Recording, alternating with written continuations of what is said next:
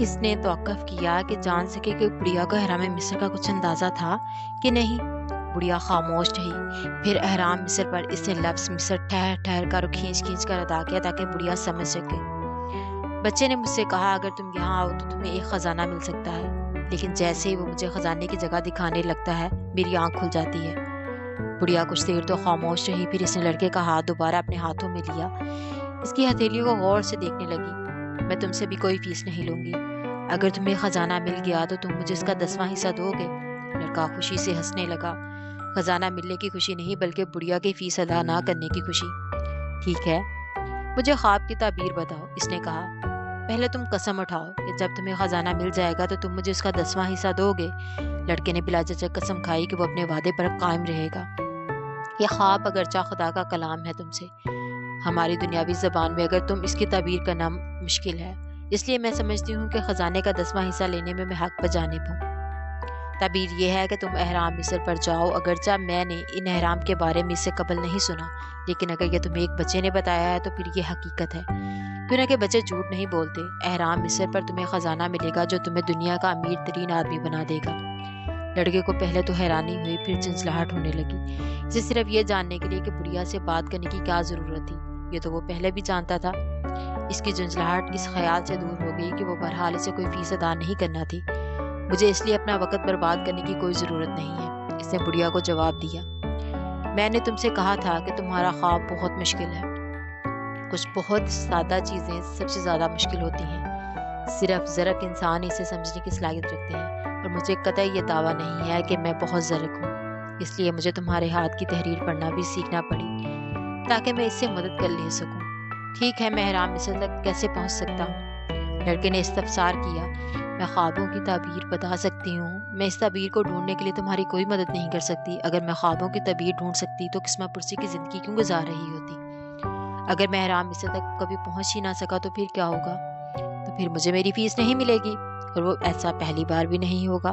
خاتون نے اس کے ساتھ ہی لڑکے کو جانے کا کہا، کیوں نہ کہ اس نے پہلے ہی خاتون کا بہت زیادہ ٹائم لے لیا تھا۔ لڑکے کو بہت مایوسی ہوئی تھی، اس نے سوچا وہ پھر کبھی خوابوں پر یقین نہیں کرے گا۔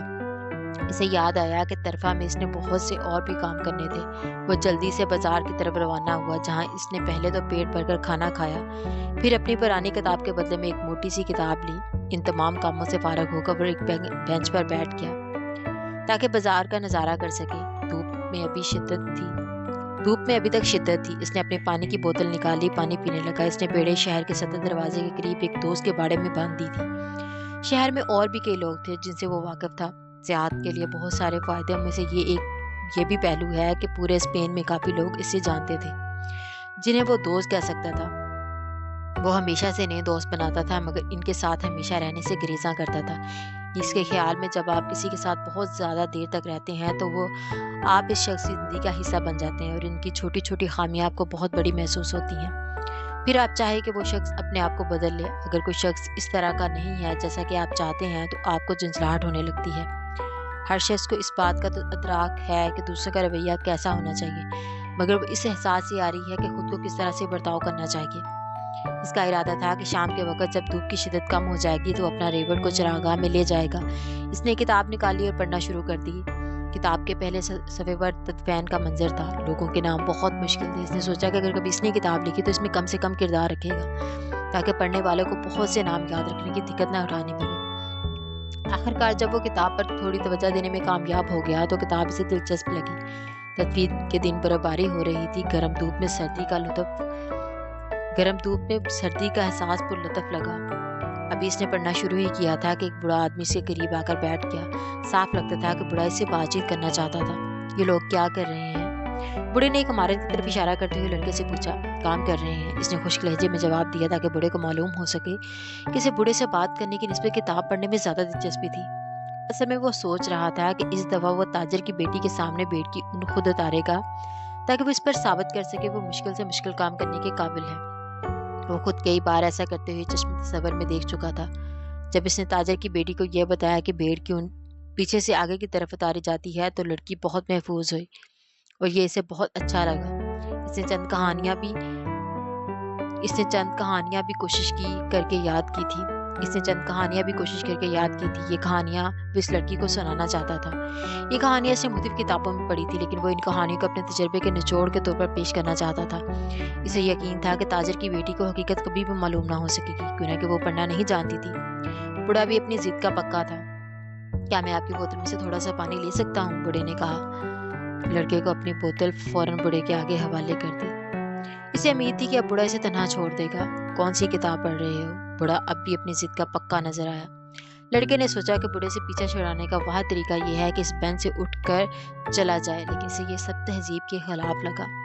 اس کے ماں باپ نے اسے تمیز سکھائی تھی اور بڑوں کا ادب کرنے کی تلقین کی تھی۔ اس نے کتاب بوڑھے کے سامنے کر دی اور اول تو اسے خود کتاب کے صحیح تلفظ معلوم نہیں تھا، اور پھر اس کا خیال تھا کہ اگر بوڑھے کو پڑھنا نہیں آتا تو وہ خود شرمندگی سے بینچ بدل دے گا۔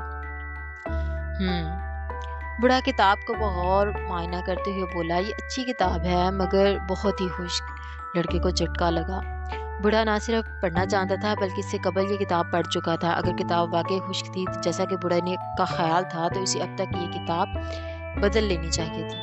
اس کا موضوع بھی وہی ہے جو کہ دنیا کی تمام کتابوں کا موضوع ہے۔ بوڑھے نے اپنی بات کو جاری رکھتے ہوئے کہا، یہ کتاب اس بات کی وضاحت کرتی ہے کہ انسان اپنی منزل کا انتخاب کیسے کرے۔ اس کا آغاز اس بات سے ہوتا ہے کہ ہر انسان دنیا کے سب سے بڑے جھوٹ پر یقین رکھتا ہے، اور دنیا کا سب سے بڑا جھوٹ کیا ہے؟ لڑکے نے استفسار کیا۔ وہ واقعی بوڑھے کے مطالعے کی وسعت سے متاثر ہوا۔ دنیا کا سب سے بڑا جھوٹ یہ ہے کہ ہر شخص کی زندگی میں ایک ایسا لمحہ آتا ہے جب وہ اپنے حالات پر قابو کھو بیٹھتا ہے اور اس کی زندگی پر قدرت کا کنٹرول ہوتا ہے۔ میرے ساتھ ایسا کبھی بھی نہیں ہوا، لڑکے نے جواب دیا۔ بہت خوب، ایسا اس لیے ہے کہ تم سیاحت کے شوقین ہو، اسے تو میرے خیالات تک بھی رسائی ہے۔ لڑکے نے سوچا۔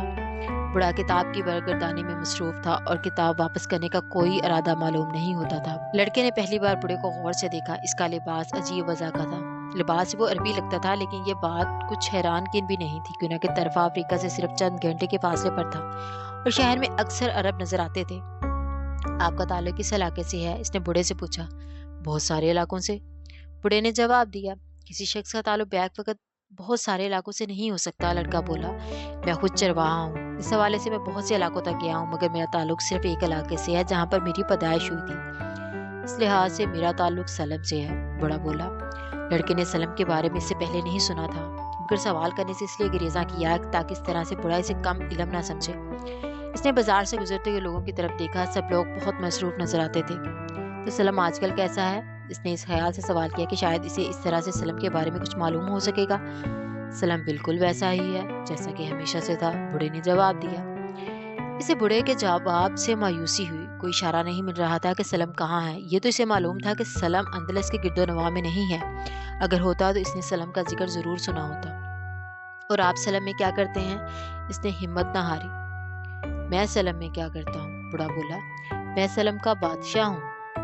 لوگ پتہ نہیں کیوں وہ عجیب و غریب قسم کی باتیں کرتے ہیں، لڑکے نے سوچا۔ اس سے تو بھیڑیں کا ساتھ اچھا ہے، وہ کچھ بولتی تو نہیں۔ اس سے بھی اچھا ہے کہ انسان تنہائی میں کتاب کا مطالعہ کرے۔ اگر آپ لوگوں کی طرف متوجہ ہوں تو وہ ناقابل یقین قصے کہانیاں سناتے ہیں، اور ان سے گفتگو کریں تو عجیب غریب باتیں کرتے ہیں کہ آپ کے لیے گفتگو جاری رکھنا مشکل ہو جاتا ہے۔ میرا نام ملیچی زیتک ہے۔ بوڑھے نے سکوت کو توڑا۔ تمہارے پاس کتنی بھیڑیں ہیں؟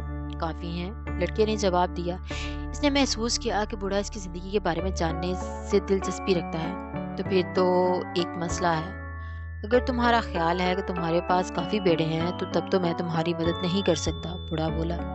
لڑکے کو جھنجھلاہٹ ہو رہی تھی۔ اسے یہ سمجھ نہیں آ رہا تھا کہ اس نے بوڑھے سے کب مدد مانگی تھی، بلکہ بوڑھے نے تو اس سے پانی مانگا تھا اور اس سے گفتگو کرنے پر بھی مصر تھا۔ میری کتاب واپس کر دیں گے؟ لڑکے نے کہا۔ میں نے اپنی بھیڑوں کو اکٹھا کرنا ہے اور بہت دور جانا ہے۔ مجھے اپنے گلے کا 10واں حصہ دے دو تو میں تمہیں چھپے ہوئے خزانے کے بارے میں بتاؤں گا۔ بوڑھا اس کی بات کو نظر انداز کرتے ہوئے بولا۔ لڑکے کو یکدم اپنا خواب یاد آ گیا۔ اس کو یکدم یہ خیال گزرا کہ یہ بوڑھا اس بڑھیا کا خاوند تھا جس سے وہ اپنے خواب کی تعبیر پوچھنے گیا تھا۔ بوڑھی خاتون تو اس سے کچھ نہیں لیا تھا، لیکن یہ بوڑھا اس سے بہت کچھ لینے کا ارادہ رکھتا تھا۔ بدلے میں اس چیز کے بارے میں معلومات دینے کا دعویٰ کر رہا تھا کہ جس کا شاید وجود بھی نہیں تھا۔ بوڑھا بھی شاید خانہ بدوش ہی تھا۔ اس سے قبل کہ لڑکا کچھ بولتا، بوڑھے نے چھڑی اٹھائی اور ریت پر کچھ لکھنے لگا۔ بوڑھے کی چھاتی سے روشنی کا ایسا شعلہ سا نکلا جس سے لڑکے کی آنکھیں تھوڑی دیر کے لیے چندھیا گئی۔ بوڑھے نے جھٹ سے اپنی ٹوپی چھاتی کے سامنے کر لی۔ اس نے یقیناً کچھ چھپانے کی کوشش کی تھی۔ جبکہ اس کی بنائی لوٹی تو لڑکے نے دیکھا کہ بوڑھے نے ریت پر اس کے والدین، اس کی درسگاہ کا نام لکھا ہے۔ بوڑھے نے تاجر کی بیٹی کا نام بھی ریت پر لکھا تھا، جبکہ لڑکا خود اس لڑکی کے نام سے واقف نہیں تھا۔ میں سلم کا بادشاہ ہوں، بوڑھا بولا۔ کوئی بادشاہ کسی چرواہے سے بات کیوں کرے گا؟ لڑکے نے شرمندگی سے جواب دیا۔ اس کی بہت سی وجوہات ہو سکتی ہیں، اور سب سے اہم وجہ یہ ہے کہ تم نے اپنی منزل جان لی ہے۔ لڑکے کو کچھ معلوم نہیں تھا کہ کسی انسان کی منزل کیا ہو سکتی ہے۔ منزل وہ خواہش ہے جس کے پورا ہونے کی کوئی ہمیشہ دعا کرتا ہے۔ ہر شخص جانتا ہے کہ اس کی منزل کیا ہے۔ جب انسان جوان ہوتا ہے تو سب کچھ واضح اور قابل حصول نظر آتا ہے۔ انسان جوانی میں خواب دیکھنے سے نہیں ڈرتا، نہ ان کی تعبیر حاصل کرنے کے لیے کوئی قیمت دینے سے گھبراتا ہے، چاہے یہ قیمت کچھ بھی ہو۔ لیکن جو وقت گزرتا ہے، کچھ پراسرار قوتیں سے یقین دلاتی ہیں کہ اس کے لیے اپنی منزل تک پہنچنا ناممکن ہے۔ بوڑھے کی باتیں لڑکے کے سر کے اوپر سے گزر گئی تھی، لیکن اسے اس بات سے ضرور دلچسپی تھی کہ وہ معلوم کرے کہ پراسرار طاقت کیا چیز ہے۔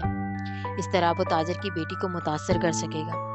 یہ وہ طاقت ہے جو بظاہر تو منفی نظر آتی ہے، مگر آپ کو احساس دلاتی ہے کہ آپ کی منزل دراصل ہے کیا۔ یہ انسان کی روح کو بیدار کرتی ہے، اس میں خواہش اجاگر کرتی ہے، اس کو کائنات کا ایک سب سے بڑا سچ ہے۔ اور یہ وہ ہے کہ انسان جو کوئی بھی ہو، جو کچھ بھی کرے، لیکن جب وہ کچھ کرنے کا ارادہ کرتا ہے تو وہ ہو کر رہتا ہے۔ اور یہ اس لیے ہے کہ خواہش اس کائنات کی روح ہے، اور یہی خواہش روح زمین پر موجود ہر انسان کا مقصد حیات بھی ہے، چاہے وہ خواہش صرف سیاحت ہی کیوں نہ ہو، یا پھر تاجر کی بیٹی سے شادی کی، یا خزانے کی تلاش کی۔ کائنات کی روح کو انسان کی خوشی سے تقویت ملتی ہے، اور اس کے غم، رشک اور حسد سے بھی۔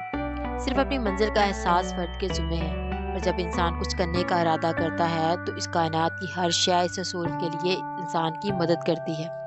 تھوڑی دیر کے لیے دونوں خاموشی سے بازار اور اس میں گزرنے والے لوگوں کو دیکھتے رہے۔ تم نے ریوڑ کیوں بنایا؟ بوڑھے نے پوچھا۔ کہ مجھے سیاحت کا شوق ہے، لڑکے نے جواب دیا۔ جب وہ نوجوان تھا، بوڑھا بیکری والے کی طرف اشارہ کرتے ہوئے بولا، جو اپنی دکان کے دروازے میں کھڑا تھا۔ تو اسے بھی سیاحت کا شوق تھا۔ اس نے فیصلہ کیا کہ پہلے کاروبار کر کے کچھ پیسہ جمع کر لے، پھر سیاحت کے لیے دنیا کے سفر پر روانہ ہوگا۔ اس کو یہ احساس نہیں تھا کہ انسان اپنی زندگی کے ہر لمحے میں اس بات پر قدرت رکھتا ہے کہ اس کام کو سر انجام دے جو اس نے خواب دیکھا ہے۔ اسے چاہیے تھا کہ وہ بھی چرواہا بن جاتا، اس نے اس بارے میں بھی سوچا تھا۔ بوڑھے نے جواب دیا، پھر معاشرے میں دکاندار کی زیادہ عزت ہوتی ہے، لوگ چرواہے کی نسبت دکاندار کو داماد بنانا زیادہ پسند کرتے ہیں۔ پھر وقت کے ساتھ ساتھ بوڑھے نے اپنی بات کو جاری رکھتے ہوئے کہا، لوگوں کی گلا بانی اور دکانداری کے بارے میں نظریات ان کی اپنی منزل کی نسبت زیادہ اہم ہو جاتے ہیں۔ بوڑھا کتاب کی برگردانی کرتے ہوئے ایک صفحے پر رک گیا اور پڑھنا شروع کر دیا۔ لڑکا کچھ انتظار کر رہا تھا، تو پھر بوڑھے سے پوچھا کہ وہ سب کچھ اسے کیوں بتا رہا ہے؟ کیوں نہ کہ تم اپنی منزل کا تعین کرنے کی تقدو کر رہے ہو۔ اس بات کا خدشہ ہے کہ تم کہیں بھٹک نہ جاؤ، اور ہمیشہ ایسے ہی وقت آپ لوگوں کی رہنمائی کے لیے آتے ہیں۔ ہمیشہ اسی طرح سے نہیں، کبھی میں مسئلے کے حل کی صورت میں ظاہر ہوتا ہوں، کبھی خیال بن کر، کبھی کڑوا سچ بن کر۔ میرا مقصد صرف یہ ہے کہ چیزوں کا وقوع پذیر ہونا ممکن بنا۔ میں اور بھی بہت کچھ کرتا ہوں، مگر اکثر اوقات انسان کا احساس ہی نہیں ہوتا کہ یہ سب کچھ میری وجہ سے ہوا ہے۔ ایک ہفتہ قبل مجھے مجبور ایک کانکن کے راستے میں ایک پتھر کی صورت میں ظاہر ہونا پڑا۔ بوڑھے نے اپنی بات جاری رکھی۔ کانکن نے ہر کام چھوڑ کر پخراج کی تلاش شروع کی۔ وہ 5 سال تک پخراج تلاش کرتا رہا۔ اس دوران اس نے سینکڑوں پہاڑ کھود ڈالے، لاکھوں پتھر توڑے، ایک آخری پتھر کو توڑنا باقی تھا جس میں سے اسے پخراج مل سکتا تھا۔ اس آخری پتھر کو توڑنے سے پہلے اس کی ہمت جواب دے گی، کیوں نہ کہ اس نے اپنی منزل کی تلاش میں ہر شے قربان کی تھی۔ اس لیے اس کی مدد کرنا میرے اوپر فرض تھا۔ میں نے پتھر کا روپ دھارا اور کانکن کے راستے میں آ گرا۔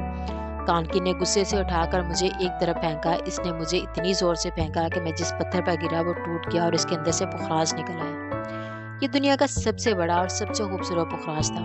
لوگ اپنی زندگی میں بہت جلد سیکھ جاتے ہیں اور ان کی زندگی کا مقصد کیا ہے۔ بوڑھے نے تلخی سے کہا، شاید اس لیے وہ اس کا حصول بھی جلد ترک کر دیتے ہیں۔ آپ خزانے کے بارے میں کچھ بتا رہے تھے۔ لڑکے کا ذہن ابھی تک خزانے کے آس پاس بھٹک رہا تھا۔ اسے بوڑھے کی نصیحت سے کوئی دلچسپی نہیں تھی۔ خزانہ پانی کے بہاؤ سے آشکار ہوتا ہے، یہی پانی اسے آنکھوں سے پوشیدہ بھی کرتا ہے۔ اگر تم خزانے کے بارے میں جاننا چاہتے ہو تو تمہیں اپنے گلے کا 10واں حصہ مجھے دینا ہوگا۔ خزانے کے 10ویں حصے کے بارے میں آپ کا کیا خیال ہے؟ بوڑھے نے مایوسی سے لڑکے کی طرف دیکھا۔ اگر تم آغاز سے اس چیز کے وعدے کرو جو تمہارے پاس ہے ہی نہیں، تو پھر تم اس کے حصول کی خواہش بھی ترک کر دو گے۔ لڑکے نے اسے بتایا کہ اس نے اس سے قبل بھی خزانے کا 10واں حصہ ایک خانہ بدوش خاتون کو دینے کا وعدہ کیا ہے۔ خانہ بدوش اس کام میں ماہر ہوتے ہیں، بوڑھے نے جواب دیا۔ بہرحال اچھی بات یہ ہے کہ تم نے یہ تو سیکھ لیا کہ ہر چیز کی ایک قیمت ہوتی ہے۔ بوڑھے نے کتاب لڑکے کو واپس کرتے ہوئے کہا۔